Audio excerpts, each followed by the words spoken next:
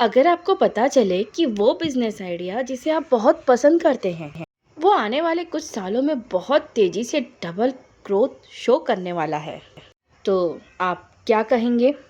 अपने उस dream business idea को यूं ही पोस्टपोन करते रहेंगे या उसके बारे में ज़्यादा से ज़्यादा नॉलेज लेकर उसे शुरू करने के बारे में सोचेंगे?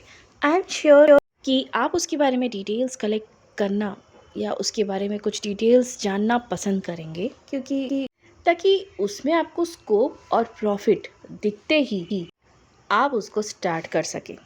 और ऐसा बिजनेस जो आज के टाइम में भी बहुत अच्छी ग्रोथ शो कर रहा है और इन फ्यूचर ये डबल ग्रोथ के साथ आगे बढ़ेगा, वो बिजनेस है सलून एंड स्पा इंडस्ट्री का बिजनेस। और ये तो आप जानते ही हैं कि beauty parlours, salons, wellness centres, ये सब ब्यूटी सेक्टर्स के ही पार्ट्स हैं। और अब तेजी से आगे बढ़ते और बदलते टाइम में ब्यूटी सेक्टर को केवल फीमेल क्लाइंट्स तक ही लिमिटेड नहीं रखा है, बल्कि अब मेल एंड फीमेल दोनों क्लाइंट्स को ये सेक्टर अपनी सर्विसेज ऑफर करता है।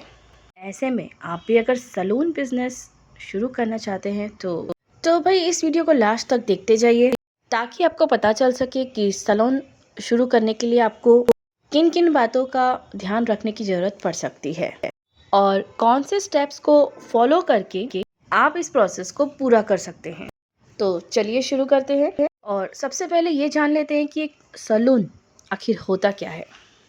एक ऐसी जगह जो अपने मेल एंड फीमेल क्लाइंट्स को ब्यूटी सर्विसेज ऑफर करता है, जैसे professional hair cuts, nail art, hair spa, manicure, pedicure, cosmetics, makeovers और बहुत तरीके के कॉस्मेटिक ट्रीटमेंट्स, उसे सैलून कहा जाता है।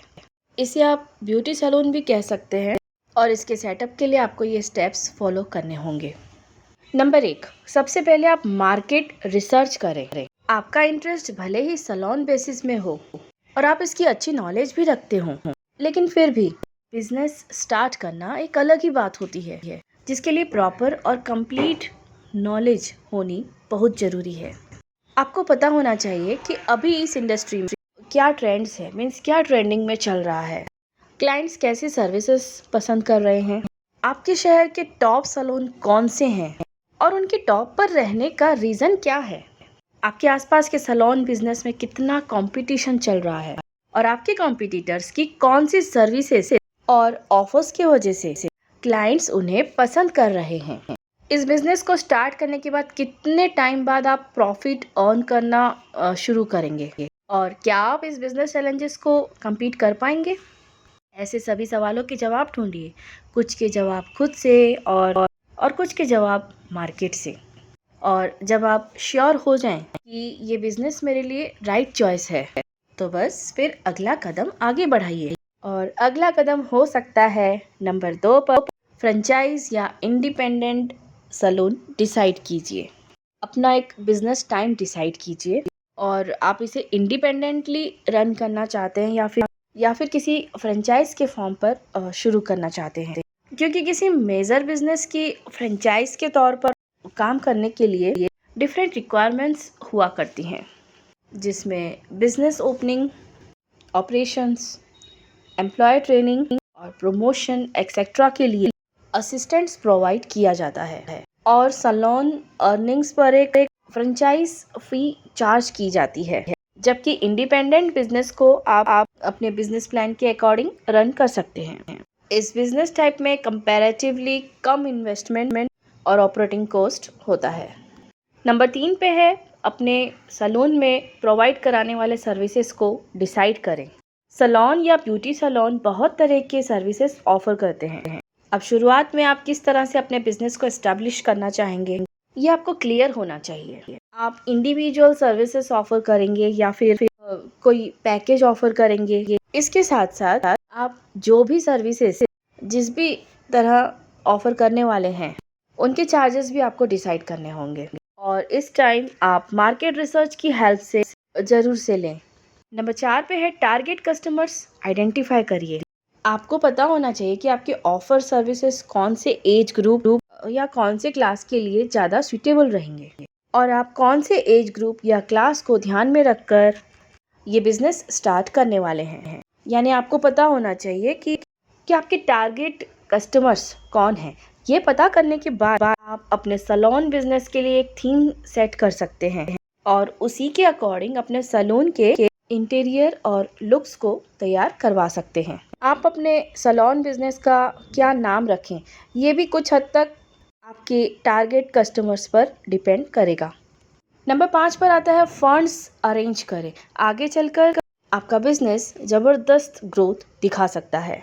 हाँ, लेकिन शुरुआत में तो आपको इसमें जी जान लगानी पड़ेगी और इन्वेस्टमेंट तो हर बिजनेस की पहली डिमांड है, ये आप समझ सकते हैं। क्योंकि इन्वेस्टमेंट होगा तभी तो आप अपने ब्यूटी सैलून को अच्छे से इंटीरियर कर सकते हैं, सप्लायर्स ले सकते हैं, सामान खरीद सकते हैं और इसी से आपका बिजनेस शुरू हो पाएगा। इसलिए आपको अपने टोटल कॉस्ट का एस्टीमेट लगाना चाहिए और अपने सेविंग के अलावा एंजल इन्वेस्टर्स और इंस्टीट्यूशनल लोन्स का ऑप्शन भी रखना चाहिए और इनके लिए आपके पास एक प्रॉपर बिजनेस प्लान होना चाहिए और आपके बिजनेस में क्वालिटी और एक्सपेंशन पोटेंशियल होना भी जरूरी है। नंबर 6 पे है लाइसेंसेस और रजिस्ट्रेशन लेना। सैलून बिजनेस शुरू करने के लिए आपको इन लाइसेंस और रजिस्ट्रेशन की बहुत ज़्यादा ज़रूरत होगी। GST registration, shop establishment registration, trade licence और ट्रेडमार्क रजिस्ट्रेशन एक्सेट्रा। आगे बढ़ते हैं नंबर 7 की तरफ। यहाँ पर इम्पॉर्टेंट है मार्केटिंग।